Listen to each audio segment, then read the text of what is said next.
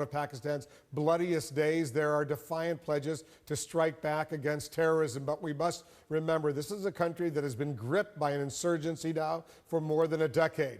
The Pakistan Taliban, other terror groups, they've killed tens of thousands since Pakistan joined the United States in the war on terror. We're joined now by the former Pakistan Ambassador to the United States, Husain Haqqani. He's also the Director for South and Central Asia at the Hudson Institute here in Washington, a think tank. Ambassador, thanks very much for coming in. Who are these terrorists, these savages that can go into a school and say, if you're below puberty, you're not going to die, but if you're 13, 14, 15, you're dead? I mean, why would these people do that to young school kids? Wolf, we've already seen Boko Haram in Nigeria, which does the same thing.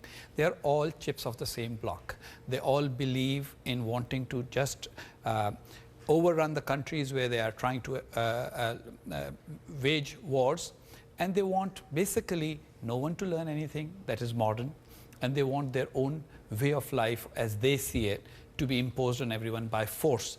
So they are savages. The issue is, how do we deal with them? How? What's the answer? And what we need essentially is that there is a lot of sadness today and there's a lot of outrage in my country, Pakistan, and I share it. But we need to transform it into resolve. Pakistan has seen these attacks for many, many years. We've lost at least 20,000 civilians and more than 7,000 soldiers fighting the menace. But unless and until we decide that all terrorists need to be eliminated and that their ideology needs to be delegitimized, instead of saying that they have some legitimate grievances against the West, basically no grievance actually allows something like what happened in Peshawar. So they don't want any education, certainly not for girls, right? They don't want education for girls, they don't want Western education, they want a very specific type of education. But I don't think this was about education, this was about retaliation for the Pakistan Army's very belated but brave effort to try and deprive them of a safe haven in North Waziristan, where, as you know, they have been ensconced for a long time. Unfortunately, Pakistan's problem has been, as Hillary Clinton put it, that you can't have snakes in your backyard in the hope that they will only bite the neighbors. Today, these snakes, of course, are biting Pakistanis, and Pakistan needs to have a comprehensive strategy against all jihadi groups. And these children, 130 out of 141 people who were killed, 130 at least, school kids, they're children of Pakistan military officers. Not all of them. A lot of them are children of civilians. But look, Wolf, every child is your child, every child is my child. And if their fathers serve in the Pakistani military, that is something for them to be proud of and for us to be proud of. The real issue here is a confused society where some political leaders, for their own objectives, many media leaders have told the people of Pakistan that somehow this extremism is an outgrowth, a product of just politics. It's not. It's a mindset. And that mindset needs to be fought and competed with, and it hasn't been done. And that is why we are having these attacks. What is the connection between the Pakistan Taliban and ISIS, Al-Qaeda, Al-Shabaab, all these other groups? They all share a similar ideology. Some of them work with one another.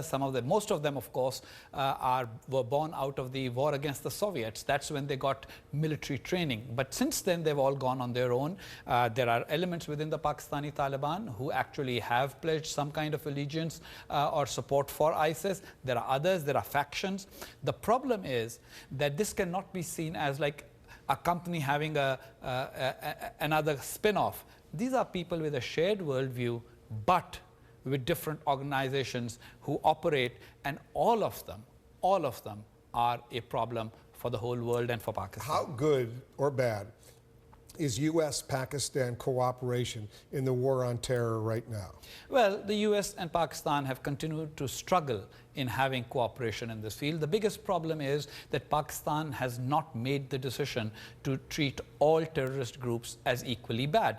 The consequence of that is, for example, only a few days ago, the terrorist group Lashkar-e-Taiba, which has renamed itself Jamaat-ud-Dawa, which is believed by the Americans, by the Indians, by the rest of the world as being responsible for the Mumbai attacks just a few years ago. That group openly held its convention in the Pakistani city of Lahore. Now that annoys the Americans, But the American government continues to give financial support to Pakistan and military support. The question is, will Pakistan be able to transform its grief and anger into serious policy which basically delegitimizes all jihadi extremists, all Taliban, all factions of militant groups that are operating in Pakistan? Ambassador Haqqani, thanks very much for joining us. Pleasure being here. All right, Husain Haqqani is the former Pakistani